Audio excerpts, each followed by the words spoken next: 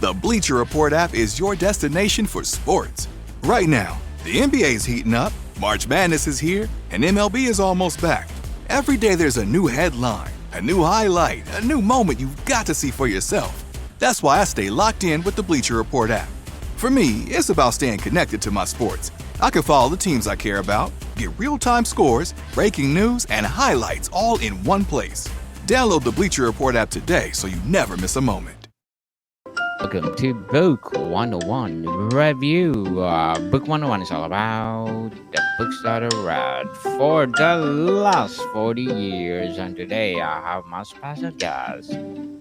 He is the founder and the author of the book called The Dan Leads, no other than Drewbie Wilson.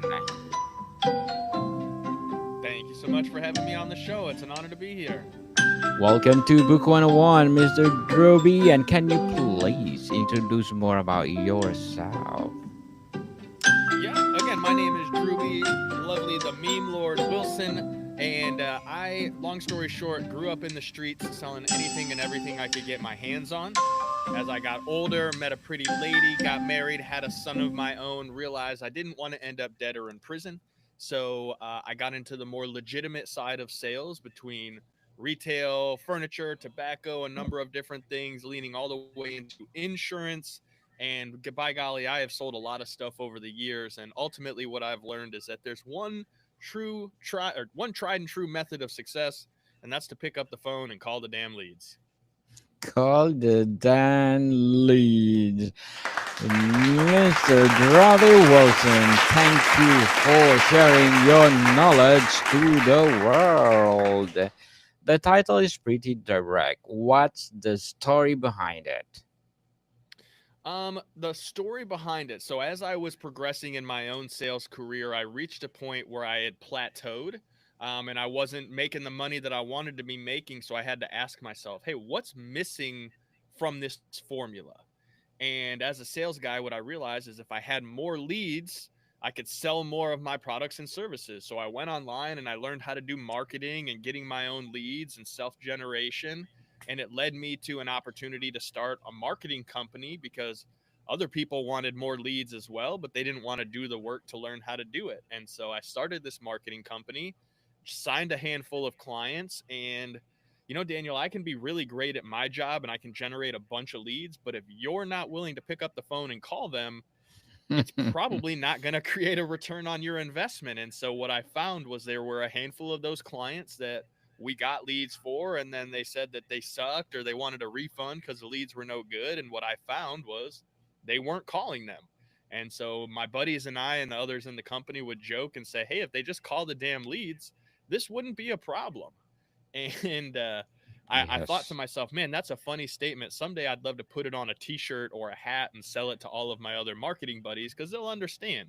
And what was once a joke in the back of my mind, I ended up deciding to trademark the phrase "call the damn leads." And now it has become a full-blown sales and consulting company where we get to travel all across the world and the country helping other small business owners and sales professionals become better at picking up that 900-pound cell phone and calling their leads. Definitely. Who did you write this book for, and what problem does it aim to solve? I wrote this for sales professionals, entrepreneurs, and small business owners alike. And the number one problem that it solves is called reluctance. Interesting indeed, Mr. Drewbie. Was there a moment in your own career that drove home the importance of just picking up the phone?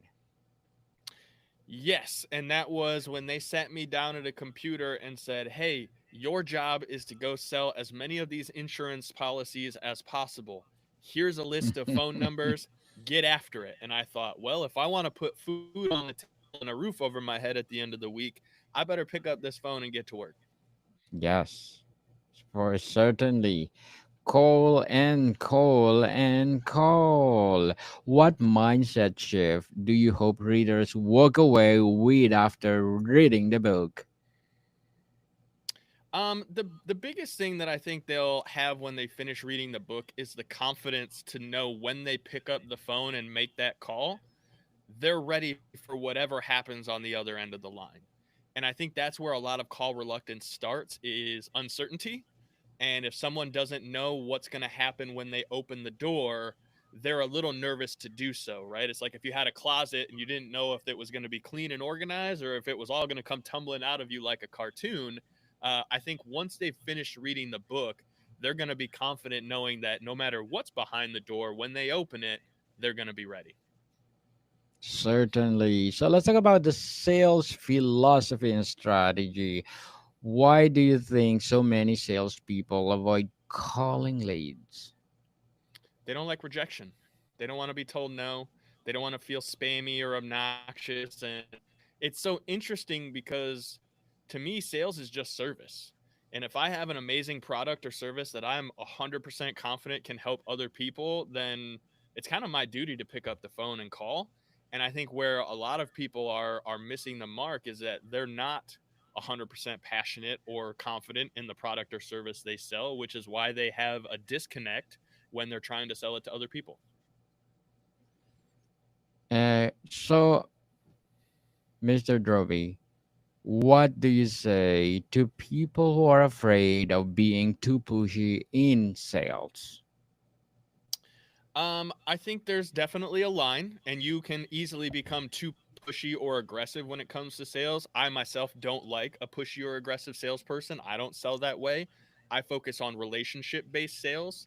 So if someone's telling me, hey, I'm nervous, I don't want to be pushy or obnoxious or spammy, then I'll tell them, don't do the things that you see other people doing that are spammy or obnoxious or pushy. Because if you wouldn't want it done to you, don't do it to other people. It's kind of a cliche thing that we teach our kids, but it operates the same way very much in sales. Certainly, do not do unto others what do others do unto you. How does the action trump perfection when it comes to closing deals? Well, as always, you got to take action to get a result. And if you're waiting for the perfect script or the perfect offer or the perfect time to pick up the phone and call the damn leads, the universe will throw a million roadblocks in your way on that journey. Whereas the folks who just pick up the phone and they do the work, whether they get the result or not, they always learn. And that learning leads to a lot of growth. And that's the difference between those who succeed in sales and those who stagnate is the action takers get the results and the people waiting for the perfect opportunity, they just keep waiting. Yes, also those people who I earned my degree online at Arizona State University. I chose to get my degree at ASU because I knew that I'd get a quality education, they were recognized for excellence, and that I would be prepared for the workforce upon graduating. To be associated with ASU, both as a student and alum, it makes me extremely proud, and having experienced the program, I know now that I'm set up for success. Learn more at asuonline.asu.edu. With so many options, why choose Arizona State University? For me, the only online option was ASU because of the quality. Their faculty was really involved with their students and care about your personal journey. The dedication to my personal development from my professors, that's been extremely valuable to me. Earn your degree from the nation's most innovative university. Online. That's a degree better. Explore more than 350 plus undergraduate, graduate, and certificate programs at asuonline.asu.edu. procrastinate. Come on. So, what's the biggest mistake you see people make with the follow ups? They don't do it. I mean, that's pretty straightforward, but like literally they Yes. just don't follow up. And what I mean by that is calling someone once or twice is not following up. Following up is having a long-term cadence and sequence over which it could be 3 days, 3 months, 3 years. It's your consistent showing up in front of that individual until they've either said, I'm absolutely not interested in working with you. Please don't ever contact me again. Or they've told you, hey, yes, this is a good fit at XYZ time. Or B, it's not a good fit. And you've taken the chance to ask them, well, hey, if it's not a fit for you, is it a fit for someone that you know? Because a referral is the greatest compliment we could receive. Can you share a personal story when making the call led to an unexpected win? I mean, every single day when I pick up the phone, there's sort of an expected win to happen because I trust the process and I know that it's going to work. And also, there have been plenty of times where I've called and not been 100% sure what was going to happen on the other line because people are people and they will always do their best to be people. But it has turned into a conversation that has led me to, just recently I followed up with a young lady who had ordered my book online. I called her for 6 months, emails, texts, never got a response until just a few weeks ago when she finally answered and said, "Hey, I'm really enjoying your book. I'd like to invite you down. We have a meeting for all of our top owners for this franchise that I'm a part of, and we'd like to invite you down to speak to about 100 or so franchise owners. Is that something you'd be interested in?" And I thought to myself, well, golly, gosh darn, of course I'm interested in getting in a room of 100+ business owners and speaking to them. Tell me more. Yes, And so that was kind of an unexpected win, but it was very, very exciting. And it all just came from following up. certainly. Follow up, people, and stop procrastinating, as I said. So let's talk about mindset, motivation, and discipline. How do you stay motivated on the days when rejection feels constant?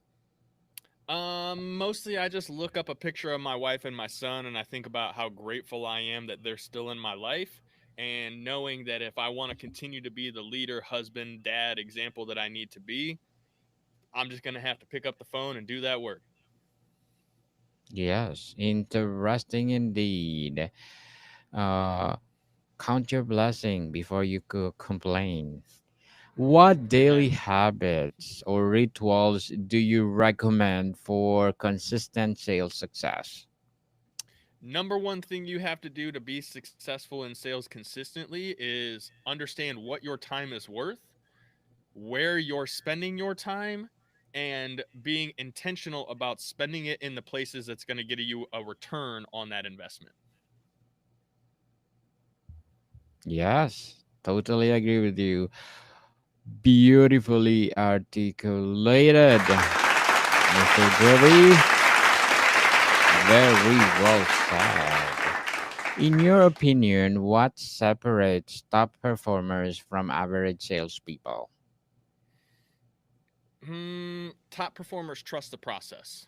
Average salespeople give up when things aren't going the way that they want them to. And top performers will keep pushing and go through and do the work because they know the process works. Definitely. How do you refrain failure or loss lead to keep moving forward? School is expensive and hindsight is 2020. So if you look at every loss as an opportunity to learn, you're getting a return on that investment of your time, energy, and effort. And so it's just reframing that every situation that doesn't go the way you wanted it to is an opportunity to learn what went wrong so that you can try it a different way later. Yes, indeed. So, what role does confidence play in successful sales conversations? I'd say it's almost everything. If you're going to influence someone to make a decision, which is one of the hardest things in the world to do, is get someone to make a decision. And if you don't believe me, go ask your wife what she wants for dinner tonight. Um, but if you're going to influence someone to make a decision, you have to be so confident in yourself that that confidence bleeds over and makes the individual you're working with feel confident as well. Definitely. What daily habits or ritual do you recommend for consistent sales success? Time management. Literally, that to me was like one of the biggest shifts and changes in my life is when I started looking at my calendar as the boss and knowing, hey, if it's on the calendar, it's important. So I'm going to focus on doing that first. And then everything else just kind of falls by the wayside because if it's on the calendar, that means it's important. If it's important, that means it's got to get done. Mr. Derby, what will be your short term and long term goals as the founder and the author of Called It Down Leads? Well, short term is that by the year 2030, our logo, our phrase, our hats, keychains, wristbands, they're in every airport across the United States by the year 2030. And I believe that's 100% possible because there are millions of sales professionals out there. And we all know that if they're calling the damn leads, they're going to be successful. So I'd love for them to be a part of our movement. Long term, the goal is that a big company like a Salesforce or one of the bigger, sales brands out there sees our movement, loves what we have going on, and they want to partner with us to help share the call the damn leads reminder. And we have an opportunity to get in front of more people and help them change their lives. Good luck to your goals, Mr. Thank you. Drewbie, and looking for more success. And what would be your advice for those people out there who want to create something like you and to write their own book? Do it. There's no reason not to write a book at this point. If you feel called to share your story and to tell others what you've been through in order to help them avoid those same pitfalls or struggles, I think you should. And I think it's one of the greatest feelings in the world when you can put your story out there and another individual will read through it and message you and say, hey, your story made a big impact on my life. And now I'm choosing to take new actions and make different decisions. It's incredible the kind of things that you see people go and do after they read your story. Certainly. Thank you for your advice, Mr. Drewbie. And let's talk about the practical tools and takeaways. Are there specific scripts or frameworks in the book that readers can use right away?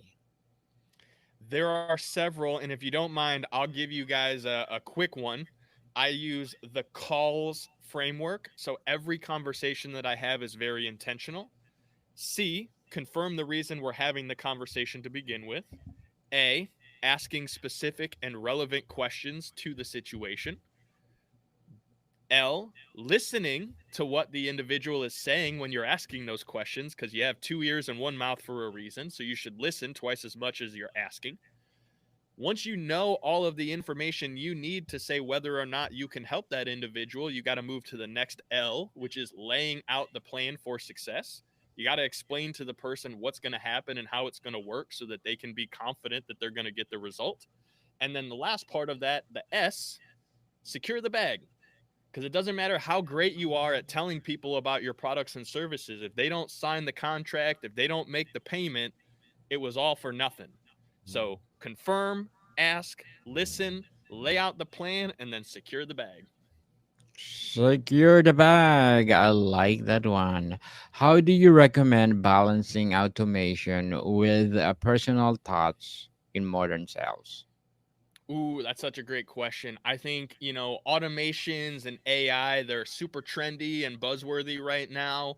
And I'll Yes. remind you that we've all reached a point where we got frustrated dealing with a robot and we smashed that zero button because we wanted to talk to an operator. So I think you have to, in your own business, look for the places where it's easy to implement automations and also be ready to take back over on certain aspects so that you can provide a genuine level of customer service. Mr. Droby, what your strategy for handling objections during a cold call? Acknowledge, reframe, ask again. So acknowledge the objection. Hey, I totally understand it's not a great time for you. And I don't want to waste your time because I know how valuable time is. Is there a better point to which I could call you where you would have 2 to 3 minutes to have this conversation? Perfect. Totally, totally awesome. And I'm gonna give you a big, big hand for that. Yes, very well said. If someone could only implement one idea from your book, what should it be? That's a tough one. Just one idea? Time management. Honestly, I think if you're intentional with your time, you'll start to see the results in your life that you're looking for. Totally. Totally agree, Mr. Druby. So before we wrap up our discussion for today, I'm inviting you to please do listen to my other podcast and my Abstract essay is already in fifth season, people. Fifth season already. Woo, Abstract poetry congratulations. thank you so much. And abstract poetry in the second season. And of course, my book 101 review, fifth season 2. And comedy 101, second season. And food 101 in the fifth season. Geography 101 in its fourth season, as well as my love letters and my baby podcast, Mental Health 101, and Movie 101 review in the third season, as well as my Music 101. Please do listen wherever you listen your podcast. So, Mr. Daniel, can we give Drewbie, you a round of applause for putting out so much great content? Like, is that possible? Because yes, that is give up. incredible, my friend. Thank you so much. I give a big, big hand to myself. Thank you so much for all people out there listening to all my podcasts. Thank you so much. So, Mr. Drewbie, what's next for you? Any plans or follow up or book or training program? Oh my goodness. Yeah, I've probably got 2 or 3 more books in the works right now. The next one that I'm super excited about is going to talk about my time growing up as an online video game player and how I believe it allowed me to become a very successful entrepreneur. So those of you that end up finding my stuff and reading my first couple of books, definitely keep an eye out for that one because I'm pretty excited about it. Definitely looking for more success. Mr. Drewbie Wilson, thank you so much for sharing your business, your books to the world. So, can you please invite our listeners to support both of them? I certainly would appreciate that. And if you enjoyed the show and you feel like you got some value out of it today, what I would ask is 2 things.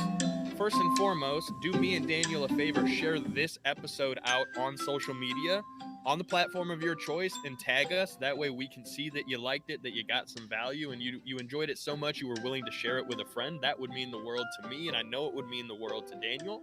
After that, head over to callthedamnleads.com. Check out our store. We've got hats, keychains, wristbands, swag, all kinds of fun stuff, as well as several different books that you can read on mindset, marketing, sales, and all of the above. So, Daniel, I just can't thank you enough for the opportunity. What a fun show it's been. No worries. This podcast is created for you. So, Mr. Drewbie Wilson, thank you so much for your time. Thank you. More to come, people. See you soon.